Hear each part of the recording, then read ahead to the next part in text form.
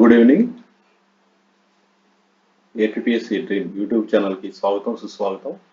ఈరోజు మీ ముందుకి భారతదేశ ఆర్థిక వ్యవస్థ మరియు ఆంధ్రప్రదేశ్ ఆర్థిక వ్యవస్థ రెఫరెన్స్ కొన్ని స్టాండర్డ్ బుక్స్తో మీ ముందుకు వచ్చాను.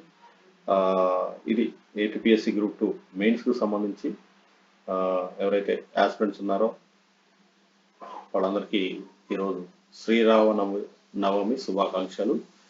అదేవిధంగా ఏపీ ఎకానమీ అదేవిధంగా ఇండియన్ ఎకానమీకి సంబంధించిన బుక్స్ ఏం తీసుకోవాలి, ఏమి తీసుకోకూడదు అనేది కూడా ఇక్కడ నేను చెప్పడానికి మేము ముందుకు వచ్చాను. అయితే ఇక్కడ ఇండియన్ ఎకనామిక్స్కి కొంచెం డిఫరెన్స్ ఎలా ఏంటంటే, ఎకనామిక్స్ అనేది ఒక సోషల్ సబ్జెక్టు, ఎకానమీ వచ్చేసేది మన యొక్క ఈ భారతదేశంలో ఉండేటువంటి ఒక వ్యవస్థ, ఆర్థిక వ్యవస్థ. అంటే ఈ ఎకనామిక్స్ అనేది ఒక సోషల్ సైన్స్. ఇదేంటంటే దేని మీద ఫోకస్ చేస్తుందంటే ప్రధానంగా ఈ ఎకనామిక్స్ సంబంధించిన ప్రిన్సిపల్స్, మరి ఎకానమీకి సంబంధించి ఎకనామిక్స్ సంబంధించి థియరీస్, అదేవిధంగా ఏవైతే సారీ వనరుల డిస్ట్రిబ్యూషన్ ఎలా ఉంటుందో దానికి సంబంధించి దాని మీద ఎలాంటి డెసిషన్ మేకింగ్ ప్రాసెస్ గురించి మనం చదువుకునేదే ఎకానమీ. అది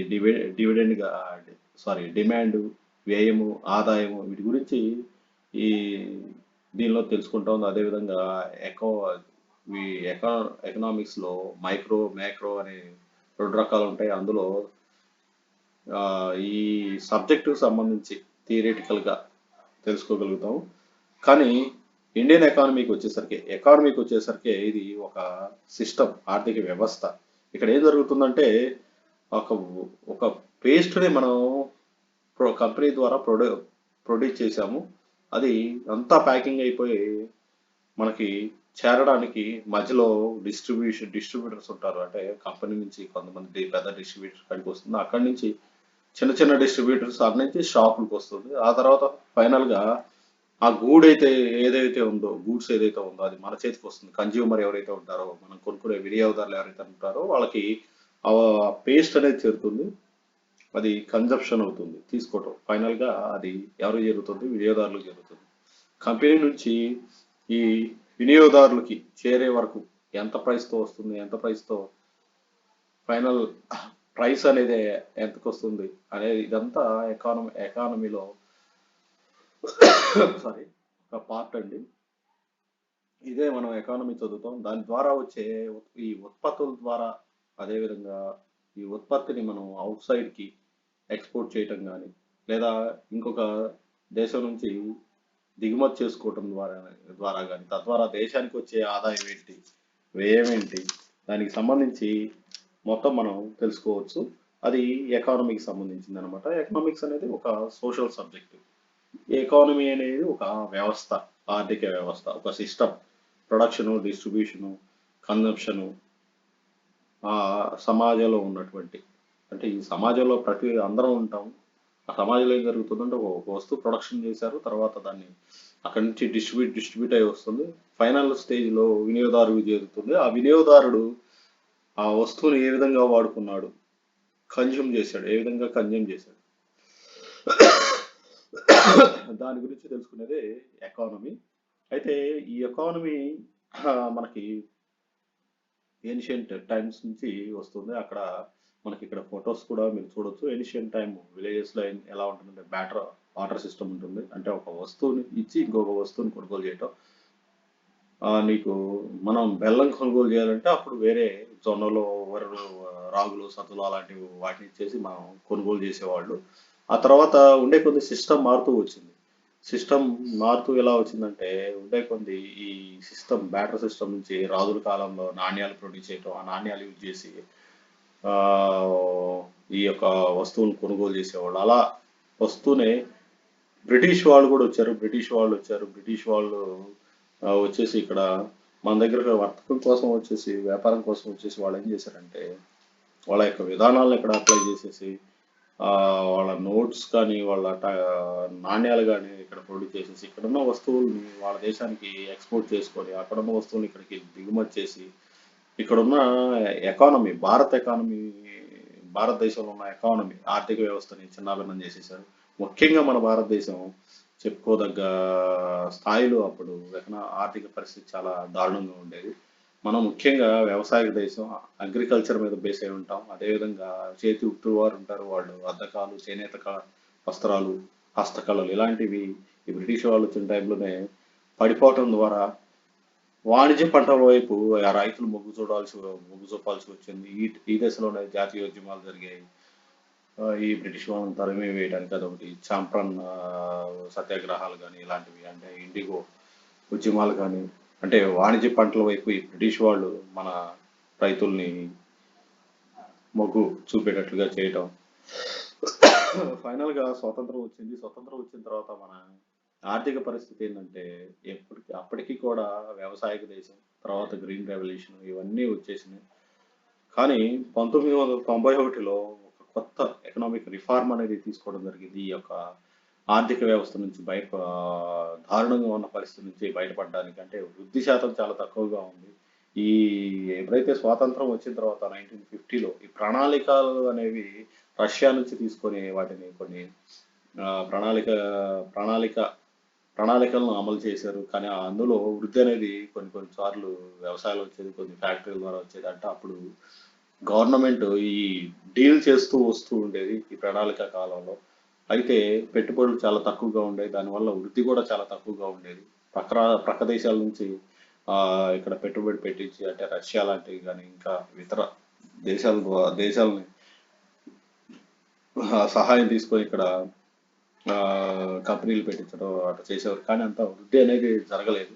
అయితే 1991 అంటే అక్కడ గవర్నమెంట్ భాగస్వామ్యం, ఒక సెంట్రలైజ్డ్ వ్యవస్థ ఉండేది. అంతా గవర్నమెంట్ చేతిలో ఉండేది కనుక ప్రైవేట్ వాళ్ళు ఎవరు ఆ, ఇక్కడ పెట్టుబడులు పెట్టడానికి ఆ, ఆసక్తి చూపేవారు కాదు. అయితే ఈ 1991 రిఫార్మ్ ఏం చేసిందంటే ఈ ప్రణాళిక టైంలో అప్పటి ప్రధానమంత్రి పివి నరసింహారావు గారు ఈ యొక్క ఎకనామిక్ మినిస్టర్ ఎవరైతే ఉన్నారో మన డాక్టర్ మన్మోహన్ సింగ్ మాజీ ప్రధానమంత్రి గారు అప్పుడు ఎకనామిక్ మినిస్టర్ గా ఉన్నారు. వాళ్ళిద్దరు తీసుకొచ్చిన ఎకనామిక్ రిఫార్మ్స్, లిబరలైజేషన్ కానీ, సరళీకరణ, ప్రైవేటీకరణ, గ్లోబలైజేషన్, ఇవన్నీ ఈ మూడు వల్ల ప్రైవేటు భాగస్వామ్యం, అంటే ఇక్కడ డీసెంట్రలైజేషన్ అనేది జరిగింది. అప్పుడు ప్రైవేట్ వ్యక్తులు ఎవరైతే ఉన్నారో వాళ్ళు పెట్టుబడి పెట్టడం, గవర్నమెంట్ సగం, ఈ ప్రైవేట్ వాళ్ళ సగం పెట్టుబడి పెట్టడం ద్వారా ఉద్యోగ అవకాశాలు కల్పించడం జరిగింది. అదేవిధంగా ఆ పక్క దేశాల వాళ్ళు కూడా ఇక్కడ పెట్టడానికి అనుమతి, సరళీకరించడం, లిబరల్ గా పక్క వాళ్ళు కూడా మన దగ్గర పెట్టుబడి పెట్టడానికి, అదేవిధంగా ఎలాంటి షరతులు లేకుండా షరతులు తక్కువగా ఉండేటటువంటి లిబరలైజేషన్ పాలసీ, ప్రైవేట్ సెక్టార్ని ఈ యొక్క సెంట్రలైజ్డ్ వ్యవస్థను తీసేసి డీసెంట్రలైజ్డ్ చేసేసి ప్రైవేట్ వారిని ఎక్కువగా ఇన్వాల్వ్ చేయడం. ఇప్పుడు ఎప్పుడైతే మన రిలయన్స్ ఎలా ఉందో, ఇప్పుడు జిందాల్ కానీ, అదానీ కానీ ఇలాంటివి ఎలా ఉన్నాయో ఆ ప్రైవేట్ భాగస్వామ్యం అలాగా గ్లోబల్ పరంగా ఎక్కడైనా సరే మనం అక్కడ గ్లోబలైజేషన్ అంటే ఎఫ్డిఎల్, ఫారెన్ ఇన్వెస్ట్మెంట్ ఇక్కడ పెట్టుబడులు పెట్టే విధంగా ఈ రిఫార్మ్స్ అనేవి చేయడం జరిగింది. దాని తర్వాత చిన్నగా మన యొక్క భారతదేశం యొక్క ఆర్థిక వ్యవస్థ అనేది సారీ అండి వృద్ధి చెందటం స్టార్ట్ అయింది. ఇప్పుడు మనం ఏవైతే 5 దేశాలు ఉన్నాయి, ఎకనామిక్ పరంగా అభివృద్ధి చెందిన 5 దేశాల సరసన మన భారతదేశం కూడా నిలవనుందని చెప్పేసి ఇప్పుడున్న ప్రధాని మోడీ గారు దాన్ని 50 ట్రిలియన్ ఆర్థిక వ్యవస్థలో 50 ట్రిలియన్ విధంగా వచ్చే విధంగా చేయడానికి ప్రయత్నిస్తూ ఉన్నారు. ఈ దీని ద్వారా భారతదేశం ఇప్పటికీ కూడా మన భారతదేశం వ్యవసాయం మీదే ఆధారపడి ఉంది. అదేవిధంగా కంపెనీస్, ఇండస్ట్రీస్, ప్రైవేట్ వ్యక్తుల్ని అదేవిధంగా ఈ వీళ్ళని చేయడానికి సబ్సిడీస్ ఇవ్వటం, అలా చేయటం ద్వారా ఎకానమీ అనేది వృద్ధి చెందుతుందని చెప్పేసి ఇక్కడ ఈ మనం తెలుసుకోవచ్చు. అయితే మనం ముందు ఈ ఎకానమీకి సంబంధించి ఏ బుక్స్ ఫాలో అయితే మనకి ఈ గ్రూప్ 2 మెయిన్స్‌లో మనం మార్క్స్ సాధించవచ్చు అనే దానికి ఈ వీడియో మేము ముందుకు తీసుకొచ్చాను ఆ బుక్స్‌కి సంబంధించి. అయితే ఈ బుక్స్‌కి సంబంధించి చాలామంది చాలా వీడియోలు చేసి ఉంటారు. కానీ నేను కూడా ఒక వీడియో చేస్తున్నాను. మీకు నచ్చితే లైక్ చేయండి. తప్పనిసరిగా సబ్స్క్రైబ్ చేయండి. నచ్చితే మీ ఫ్రెండ్స్‌కి షేర్ చేయండి. వాళ్ళు సబ్స్క్రైబ్ చేసుకోమనండి. ఈ ఆర్థిక వ్యవస్థకు సంబంధించిన క్లాసెస్ కూడా చాలా మంది అడుగుతూ ఉన్నారు. అదేవిధంగా సైన్స్ అండ్ టెక్నాలజీకి సంబంధించి కూడా నేను ఆ క్లాసెస్ కూడా ట్రై చేస్తాను చేయడానికి. సో స్టార్ట్ చేద్దాం మన వీడియోని. సారీ అండి. ఇక్కడికి వచ్చేసరికి మనకి ఆ, ఈ Indian economy, AP economy 150 marks లో 75 మార్క్స్ హాఫ్ పార్ట్ అనేది ఇండియన్ ఎకానమీ, ఏపీ ఎకానమీకి ఉంది. అదేవిధంగా రిమైనింగ్ 75 మార్క్స్ కి సైన్స్ అండ్ టెక్నాలజీ ఇవ్వడం జరిగింది. సో సిలబస్ కి వెళితే పేపర్ 2లో ఉన్నటువంటి 150 మార్క్స్ గాను సెక్షన్ ఏ వచ్చేసరికి ఈ ఇండియన్ ఎకానమీ, ఏపీ ఎకానమీ ఉంది. సెక్షన్ బి వచ్చేసరికి సైన్స్ అండ్ టెక్నాలజీ ఉంది.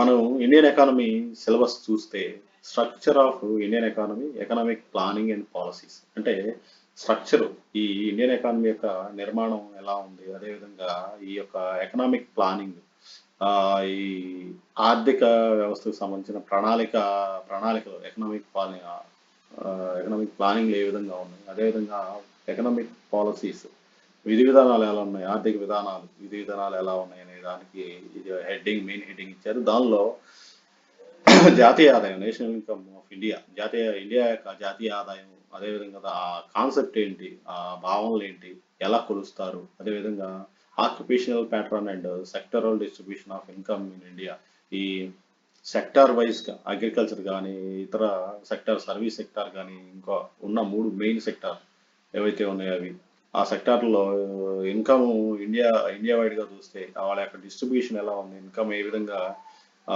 వాటి పాత్ర ఎలా ఉంది ఇన్కమ్ జనరేట్ చేయటంలో అనే దాని గురించి, వృత్తిపరమైనటువంటి విధానాలు కానీ, అదేవిధంగా ఈ యొక్క ఆర్థిక పరమైన గ్రోత్ కానీ, ప్లానింగ్స్ కానీ, అదేవిధంగా న్యూ ఎకనామిక్ రిఫార్మ్స్ 1991, ఆ రిఫార్మ్స్ ఏంటి, గ్లోబలైజేషన్, ప్రైవేటైజేషన్, లిబరలైజేషన్ గురించి మనం చదువుతాం. అదేవిధంగా ప్లానింగ్స్ విషయానికి వచ్చేసరికి ఇక్కడ ప్లానింగ్ 12th ప్లాన్ వరకు వచ్చాం. 12th ప్లాన్ టైంలో అప్పుడు నీతి ఆయోగ్ అనేది ఏర్పాటు చేయడం జరిగింది, ఒక థింక్ ట్యాంక్, మేధో సంస్థ. ఆ తర్వాత రెండవ పార్ట్కి వచ్చేసరికి money, banking, public finance and foreign trade.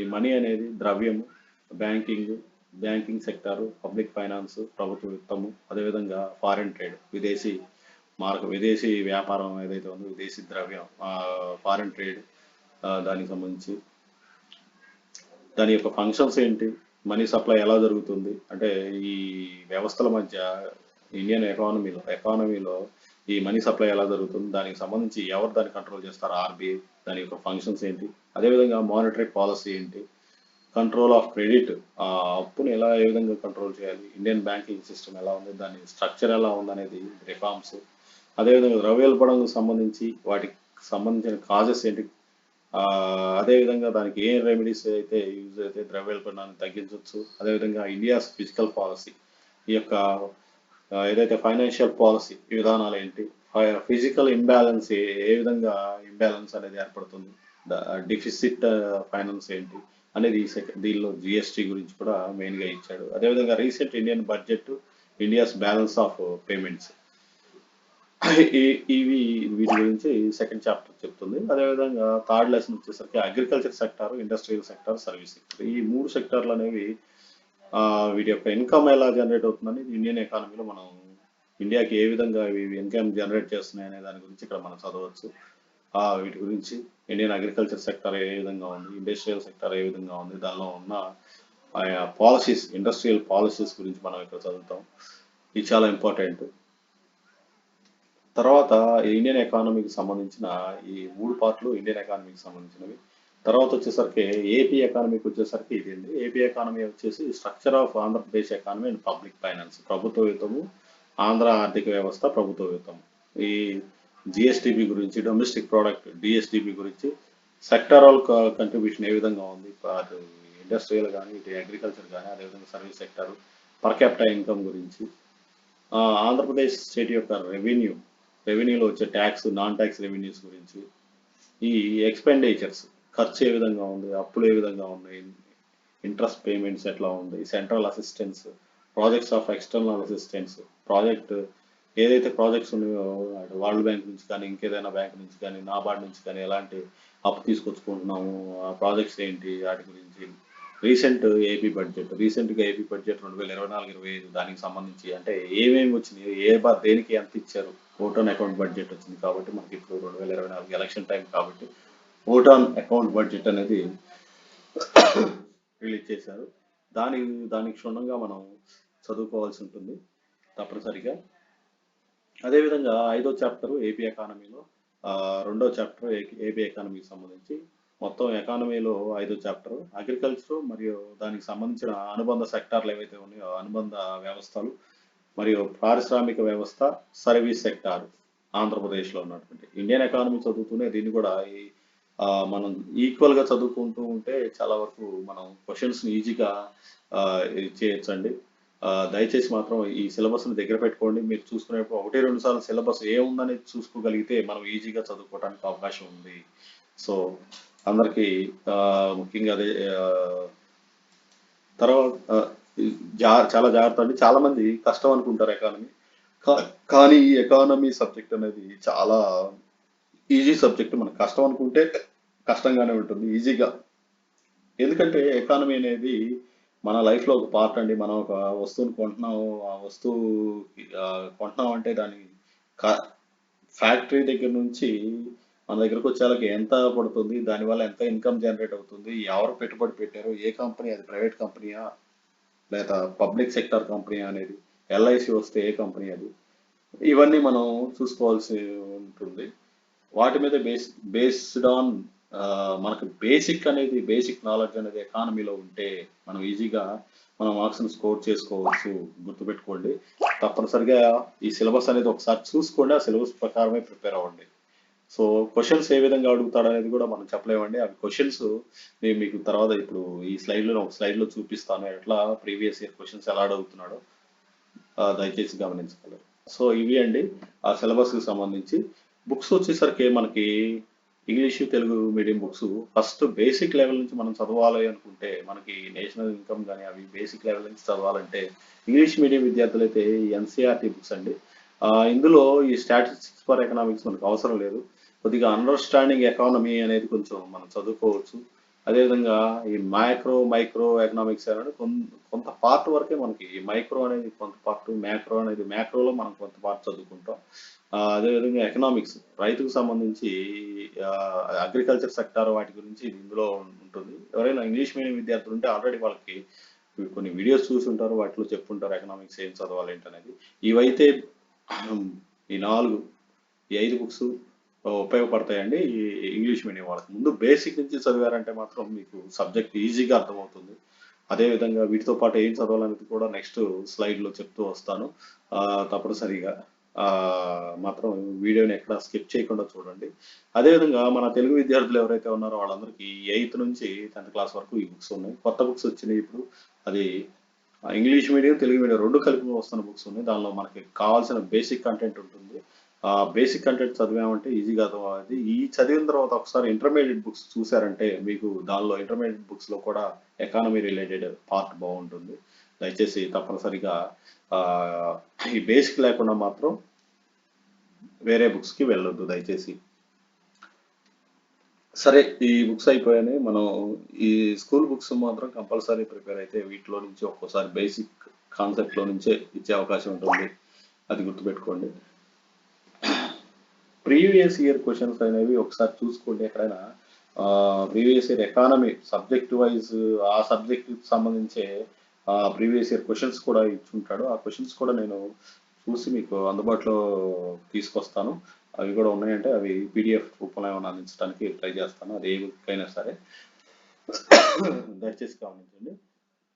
అయితే మనం వీటితో పాటు ఈ బుక్స్తో పాటు న్యూస్ పేపర్ కూడా తప్పనిసరిగా చూసుకోవాలి. ఎందుకంటే కరెంట్ ఎకానమీ అనేది చాలా ఇంపార్టెంట్. బేసిక్ ఆ స్టాటిక్కే కాదండి, మనకి కరెంట్ రిలేటెడ్ క్వశ్చన్స్ కూడా అడిగే అవకాశం ఉంటుంది. సో దానికి సంబంధించి ఇంగ్లీష్ మీడియం విద్యార్థులు కానీ తెలుగు మీడియం విద్యార్థులు కానీ ఎవరైనా ఇంగ్లీష్ చదవదలుచుకుంటే తెలుగు మీడియం విద్యార్థులు కూడా అది హిందూ ఫాలో అవ్వచ్చు. దానిలో బిజినెస్ పేపర్లు ఉంటాయి. అందులో కూడా ఈ నేషనల్ ఇన్కమ్ సంబంధించి కానీ ఏదైనా కొన్ని పదాలు ఆ, ఈ ఎకానమీకి సంబంధించి ఉంటూ ఉంటాయి. వాటిని తప్పనిసరిగా మీరు ఆ, చూడండి.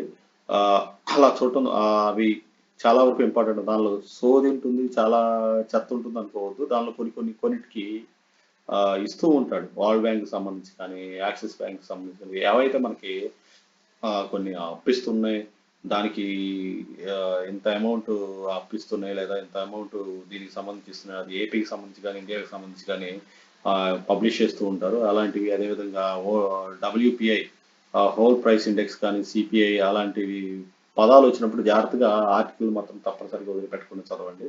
చాలా ఇంపార్టెంట్. ఇంగ్లీష్ మీడియం విద్యార్థులకైతే అది హిందూ చక్కగా సరిపోతుంది. లేదా ఇంకేదైనా ఫాలో అవ్వాలనుకుంటే ఫాలో అవ్వచ్చు. లేదా ఏదైనా మ్యాగజైన్ ఒకటి దానిలో ఎకానమీ రిలేటెడ్ కరెంట్ అఫైర్స్ ఇస్తారు కాబట్టి మంత్లీ మ్యాగజైన్స్ విజన్ ఐఏఎస్ వాళ్ళది లేదా ఇన్సైట్స్ కానీ రావుస్ ఐఏఎస్ కానీ వీళ్ళలో ఏదో ఒక మ్యాగజైన్ తీసుకోండి. దానిలో మీకు economy related topics current current ఎకానమీకి సంబంధించి దొరకవచ్చు.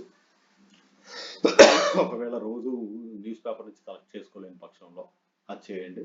అయితే తెలుగు న్యూస్ పేపర్కి వచ్చేసరికి ఈనాడు సాక్షి పేపర్లు వీటి యొక్క బిజినెస్ పేపర్లో ఈ ఎకానమీ రిలేటెడ్ కంటెంట్ దొరుకుతుంది. అందులో మనకి కావాల్సిన వరకే తీసుకోవాలి కానీ వేరేది ఏం తీసుకోవద్దు. వాళ్ళు అమ్మారు వీళ్ళు అమ్మారు అనేది కాకుండా చక్కగా ఆ, ఈ నేషనల్ ఇన్కమ్ సంబంధించి కానీ వృద్ధి గ్రోత్ రేట్ కానీ లేదా మా ఇంటర్నేషనల్ మానిటరీ పాలసీకి సంబంధించి వాళ్ళు సూచికలు చెప్తుంటారు. ఇంత వృద్ధి వచ్చింది, అంత వృద్ధి, వాళ్ళ ప్రకారం ఎంత వృద్ధి వచ్చింది. వరల్డ్ బ్యాంక్ ప్రకారం భారతదేశం యొక్క వృద్ధి శాతం ఎంతో 6% ఉండొచ్చు, 2%. అలాంటి వాటిని తప్పనిసరిగా ఒక నోట్స్ లాగా తయారు చేసుకుంటే చాలా వరకు మీకు యూజ్ అవుతుంది. దయచేసి గమనించగలరు. సో సరే, ఇంగ్లీష్ మీడియం విద్యార్థులు ఎవరైతే ఉన్నారో తెలుగు మీడియం బుక్స్ చెప్పబోయే ముందు ఇంగ్లీష్ మీడియం అయితే ఆ, రమేష్ సింగ్ ఉందండి. అది ఎన్సీఆర్టీ బుక్స్ తో పాటు ఎన్సీఆర్టీ బుక్స్ తో పాటు ఈ రమేష్ సింగ్ గారి బుక్ కూడా బాగుంటుంది, మీకు కంఫర్టబుల్ గా అనిపిస్తే. ఈ నేషనల్ ఇన్కమ్ చాలా బాగా ఇచ్చాడండి శంకర్ గణేష్ గారి బుక్. అదేవిధంగా నితిన్ సింఘానియా గారి ఇండియన్ ఎకానమీ కూడా అందుబాటులో ఉంది. అది మీకు నా నాకు దొరికితే పీడిఎఫ్ మీకు అందుబాటులో ఉండేటట్టు డిస్క్రిప్షన్లో ఇస్తాను. శంకర్ గణేష్ గారిది కూడా పీడిఎఫ్ త్వరలో మీకు అందుబాటులోకి ఉండే విధంగా చేస్తాను. ఆ, రమేష్ సింగ్ ఇంగ్లీష్ మీడియం వాళ్ళకి కొంచెం బాగా సరిపోతుందండి. ఇంకా చాలా ఉన్నాయండి. వివేక్ సింగ్ గారిది, అదేవిధంగా శ్రీరామ్ ఐఏఎస్ వాళ్ళవి కూడా ఉన్నాయి. ఇంకా మృణాల్ ఎకానమీ చాలా లూసిడ్ గా ఉంటుంది. అది థియరీ కన్నా కూడా చాలా ప్రాక్టికల్ ఓరియంటెడ్, అప్లికేషన్ ఓరియంటెడ్ ఇస్తూ ఉంటాడు మృణాల్ గారిది.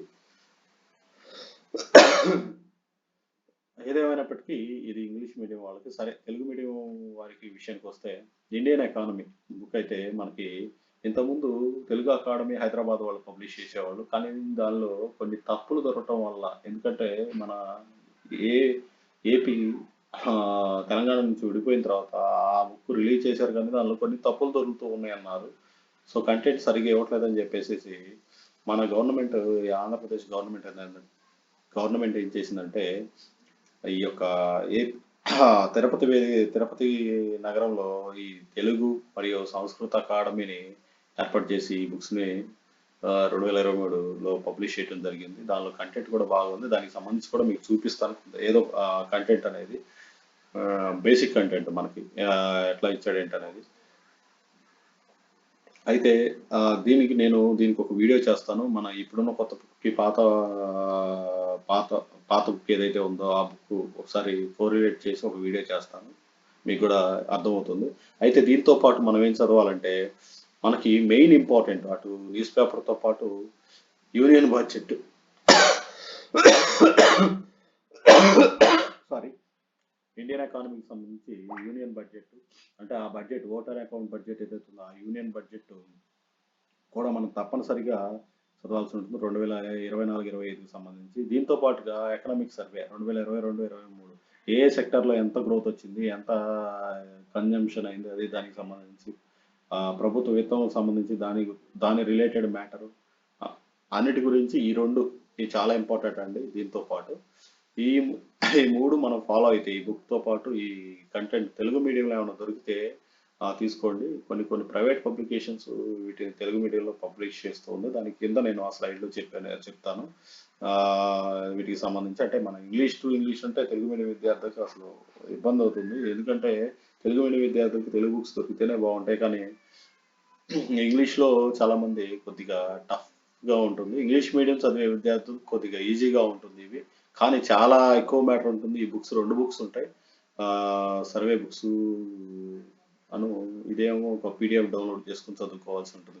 కాబట్టి చాలామంది ఇంగ్లీష్ మీడియం విద్యార్థులు అయితే ఈజీగా చదువుతారు. కానీ తెలుగు మీడియం విద్యార్థులు కొద్దిగా కష్టంగా ఉంటుంది. అందుకే తెలుగు మీడియం విద్యార్థులు కూడా కొంచెం ప్రైవేట్ పబ్లికేషన్స్ ఉన్నాయి.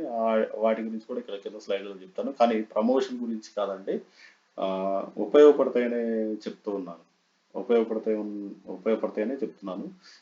సరే, ఏపీ ఎకానమీకి సంబంధించి అది గవర్నమెంట్ బుక్. ఇప్పుడు ఆంధ్రప్రదేశ్ ఎకానమీకి సంబంధించి కూడా కొత్త బుక్ పబ్లిష్ చేసింది. దీనికి పాత తెలుగు అకాడమీ బుక్ కూడా ఒకసారి కోరిలేట్ చేసి చూపిస్తాను. అది ఏమన్నా తేడా ఉందా ఏంటనేది కూడా. ఇది తెలుగు మరియు సంస్కృత అకాడమీ వారు పబ్లిష్ చేశారు రీసెంట్గా. బాగుంది బుక్ కూడా. దానికి సంబంధించి కంటెంట్ కూడా నేను ఈ వీడియోలో ఈ స్లైడ్లోనే పెట్టాను. మనకు తప్పనిసరిగా దీంతో పాటు socio economic survey 2022-23 vote on account budget ఇది కూడా కంపల్సరీ చదువుకోవాలి. ఇంకొక విషయం ఏంటంటే ఏపీకి సంబంధించి దీంతో పాటు పాత ఎకనామిక్ సర్వే అదేవిధంగా పాత బడ్జెట్కి సంబంధించి కూడా కొంచెం జాగ్రత్త పెట్టుకోండి. ఎందుకంటే ఈ ఇంపార్టెంట్ అండి. ఇప్పుడుతో పాతవి కూడా క్వశ్చన్లు అడిగే అవకాశం ఉంది. పాత వాటి నుంచి కూడా పాత బడ్జెట్ కానీ పాత ఎకనామిక్ సర్వే నుంచి కానీ కొత్త ఎకనామిక్ సర్వే నుంచి ఈ కొద్దిగా ఈ 2 ఇయర్స్ ఇవి దగ్గర పెట్టుకుంటే సరిపోతుంది. అంటే 2021-22 ఎకనామిక్ సర్వే కూడా చదవాల్సి ఉంటుంది. అదేవిధంగా 23, 22, 23 ఏదైతే ఉందో 23-24 సంబంధించిన బడ్జెట్ రిలేటెడ్ బడ్జెట్ కూడా ఒకసారి చూసుకొని దాని నుంచి కొంచెం క్వశ్చన్లు తయారు చేసుకోవాల్సిన అవసరం కూడా ఉంటుంది. ఎందుకంటే ఎలా ఇస్తాడనేది చెప్పలేము ఎకానమీ నుంచి క్వశ్చన్స్. సరే, ఇది ఏపీకి సంబంధించి బుక్ అండి. Government authentic book. సో ఇది మనం చదవచ్చు. చాలా బాగుంది ఈ బుక్ కూడా. కంటెంట్ కూడా మేము ముందుకు తీసుకొస్తాను. సరే, ఇక్కడ ప్రైవేట్ పబ్లిషర్స్ అండి. కొన్ని మనకి ఏంటంటే తెలుగు మీడియం విద్యార్థులకి ఈ యొక్క ఎకానమీ ఆర్థిక సర్వే, ఇండియన్ ఎకానమీ ఆర్థిక సర్వే ఎక్కడ తెలుగు బుక్స్ అనేవి పబ్లిష్ చేయరు. ఓన్లీ ఇంగ్లీష్ మీడియంలోనే ఆ పీడిఎఫ్లు కానీ ఆ బుక్లు కానీ దొరుకుతాయి అమెజాన్లో కానీ వాటిలో. కాబట్టి ప్రైవేట్ పబ్లికేషన్స్ ఇప్పుడు ఎకానమీ చదవాలంటే కొంచెం మన దగ్గర ఉన్న తెలుగు అకాడమీతో పాటు ఒక బుక్ ప్రైవేట్ పబ్లిషర్స్ పెట్టుకుంటే మీకు యూస్ఫుల్ అవుతుంది. చాలామంది ఇండియన్ ఎకానమీ బై చిరంజీవి గారిది ఈ బుక్ చదువుతుంటారు. ఎందుకంటే ఇది చాలా మందికి ఇది చాలా బాగా ఉపయోగపడుతుంది. ఇప్పటికీ కూడా చాలా మంది గ్రూప్ 1, గ్రూప్ 2 ఆస్పిరెంట్స్ చాలా బాగా యూజ్ చేసుకుంటారు. దాంతో పాటు కూడా మన ఐఎస్ఎన్ రాజు గారు ఇండియన్ ఎకానమీ కూడా చూస్తూ ఉంటారు.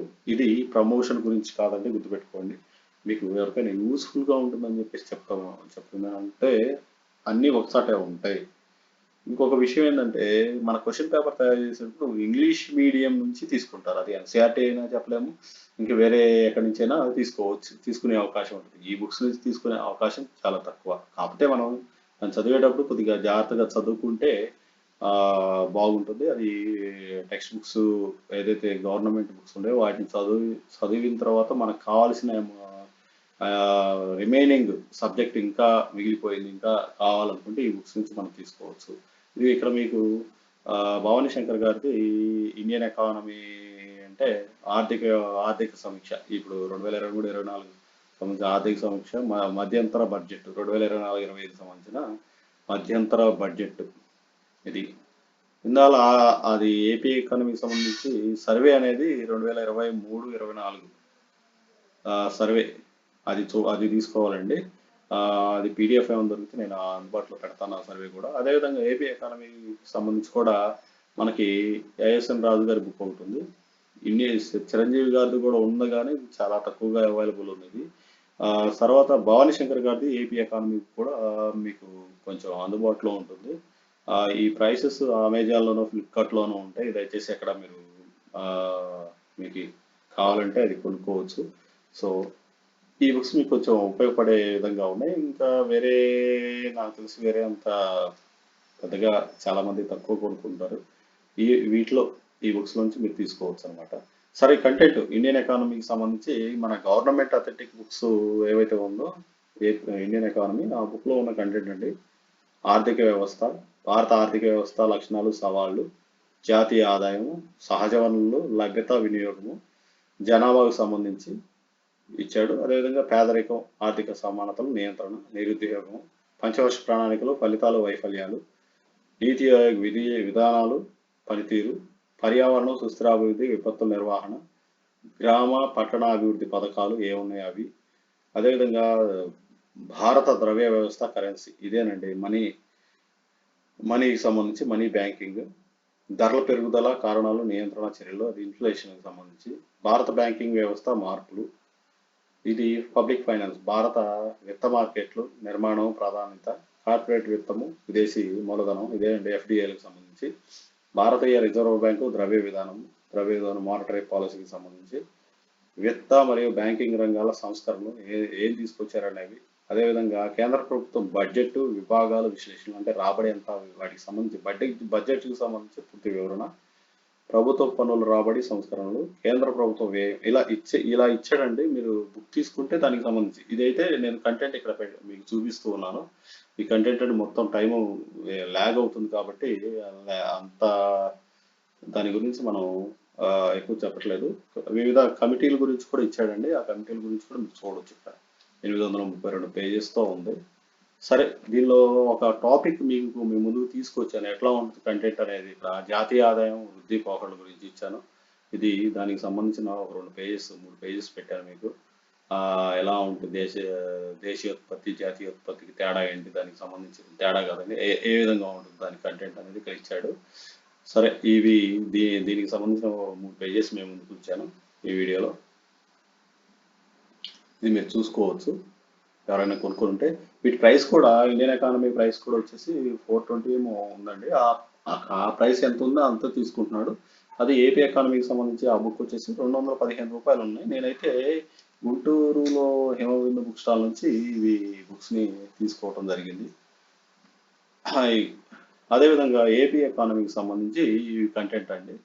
ఆంధ్రప్రదేశ్ పునర్విభజన చట్టం అమలు, అపరిష్కృత అంటే పరిష్కారం కాని అంశాలే ఉన్నాయి, ఆర్థిక వ్యవస్థ మౌలిక లక్షణాలు, రాష్ట్ర ఉత్పత్తి ఏంటి, ప్రభుత్వ బడ్జెట్కు సంబంధించి, ప్రభుత్వ రాబడి మార్గాలు, ఖర్చు, రుణాలు ఏంటి, రాష్ట్రంలో ఏ అడవులు ఉన్నాయి, వాటి యొక్క ఖనిజ వనరులు ఏమున్నాయి, జలవనరులు, రాష్ట్రాల మధ్య ఏ వివాదాలు ఉన్నాయి, జనాభా ఎంత ఉంది, రాష్ట్ర పట్టణీకరణ, నైపుణ్య నగరాలు, రాష్ట్ర ప్రణాళికలు ప్రాధాన్యత, ఈ ప్రణాళికల గురించి ఇచ్చారండి. గ్రామీణ అభివృద్ధి పథకాలు, వ్యవసాయ రంగం, భూ సంస్కరణలు, నీటిపారుదల సౌకర్యాలు. భూ సంస్కరణలు అంటే ఇప్పటి వరకు ఈ జగనన్న భూ హక్కు పత్రం అవి కూడా మనం కంపల్సరీ చూసుకోవాల్సిన అవసరం ఉంది. ఎందుకంటే అది ఇంపార్టెంట్, ఇలాంటి క్వశ్చన్స్ ఇంపార్టెంట్ పథకాలకు సంబంధించి కూడా ఇచ్చే అవకాశం ఉంది. రాష్ట్రంలో వ్యవసాయ పంటల తీరు, ఆ నేలల గురించి కూడా అడుగుతాడండి, అది గుర్తుపెట్టుకోండి. వ్యవసాయ అనుబంధ వృత్తులు, అదేవిధంగా ఇంత విద్యుత్తు ఇవన్నీ దీనిలో ఉన్న ఇతర టాపిక్స్ అండి. ఈ గవర్నమెంట్ బుక్స్ చాలా వరకు అథెంటిక్, దాని నుంచే చాలా వరకు క్వశ్చన్లు వస్తాయని చెప్పేసి మీరు చూడవచ్చు.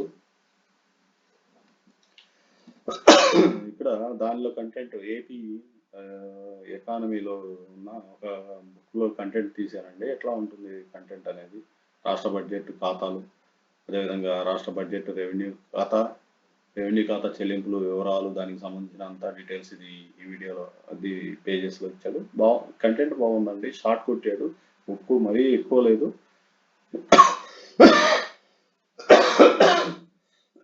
సారీ అండి, చాలా బాగా ఉంది. కలర్ కూడా మీరు చదువుకోవడానికి కూడా ఈజీగా ఉంటుంది, కంటికి కూడా చక్కగా ఉంటుంది. ఎలాంటి హైలైట్ కలర్ ఏం కాదు, లైట్ కలర్లో ఇచ్చేసాడు.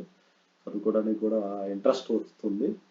సో ఇది దీనికి సంబంధించి. సరే, తర్వాత నెక్స్ట్ స్లైడ్కి పోతే ప్రీవియస్ ఇయర్ క్వశ్చన్స్ మనం చూద్దాం. ఈ విధంగా రావచ్చండి క్వశ్చన్స్, ఎక్కువ శాతం ఈ విధంగానే వస్తాయి. ఎందుకంటే ధృవీకరణ కారణం ఏంటి, ఎజెక్టేషన్స్ రీజన్స్ అడుగుతా ఉన్నాడు. ఇప్పుడు ఇది వచ్చేసి భారతదేశంలో జాతీయ ఆదాయం కూర్పులో నిర్మాణాత్మక మార్పు ఉంది అన్నాడు. భారతదేశంలో ఆర్థిక వృద్ధి ప్రక్రియ ప్రారంభమైంది అన్నాడు. దీనికి మనం పైన ఇలా ధృవీకరణ చేస్తున్నాం. జాతీయ ఆదాయం కూర్పులో నిర్మాణాత్మక స్ట్రక్చరల్ చేంజ్ అనేది కనిపిస్తుంది అన్నాడు. ఆర్థిక వృద్ధి ప్రక్రియ ప్రారంభమైంది అంటే ఆర్థిక వృద్ధి ప్రక్రియ ప్రారంభమైంది, దానికి కారణం ఏంటి, ఆర్థిక వృద్ధి ప్రక్రియ ప్రారంభమైంది అవునా కాదా అని అడుగుతున్నాడు. ఈ రెండు కరెక్ట్ కాదా అని అడిగినప్పుడు దానికి ఆన్సర్స్ అనేవి మనం చేయాల్సి ఉంటుంది. సో ఎకానమీ సబ్జెక్ట్ అనేది కొంచెం జాగ్రత్తగా చదివితే చాలా ఈజీ అండి. మనకు కష్టం అనుకుంటే కష్టంగానే ఉంటుంది. తర్వాత ఈ 3 క్వశ్చన్స్ ఏనండి APSC group 1 2023 prelims economy questions. 2024 questions నేను పెట్టలేదు, అవి తర్వాత మీకు చేస్తాను. దయచేసి ఇది ఎకానమీకి సంబంధించి ఈ రిఫరెన్స్ బుక్స్ కానీ ఏ బుక్స్ మనం తీసుకోవచ్చు అనే దాని గురించి కూడా ఇక్కడ వివరించడం జరిగింది. So thanks for watching. మీకు వీడియో నచ్చితే తప్పనిసరిగా లైక్ చేయండి. మీరు ఇచ్చే లైక్ నేను ఇంకా మంచి వీడియోస్ బాగా చేయడానికి కూడా సపోర్ట్ చేసినట్టు ఉంటుంది. అదేవిధంగా మీకు వీడియో నచ్చినట్లయితే మీ ఫ్రెండ్స్కి తప్పనిసరిగా షేర్ చేయండి, కామెంట్ చేయండి. కొంతమంది అడుగుతూ ఉన్నారు ఎకానమీ క్లాసెస్ పెట్టాలని చెప్పేసి, తప్పనిసరిగా నేను చేస్తానండి. అందరికీ మీకు థ్యాంక్ యూ. నన్ను సపోర్ట్ చేస్తూ అందరూ చక్కగా వీడియోస్ చూస్తున్నందుకు. మీకు అర్థమవుతుంది, కొంతమంది కొద్దిగా క్లారిటీ లేదు, దానికి సంబంధించి కూడా నేను రెక్టిఫై చేసుకుంటాను. సో థ్యాంక్ యూ అందరికీ మరొకసారి శ్రీరామనవమి శుభాకాంక్షలు తెలుపుతూ సైనింగ్ ఆఫ్.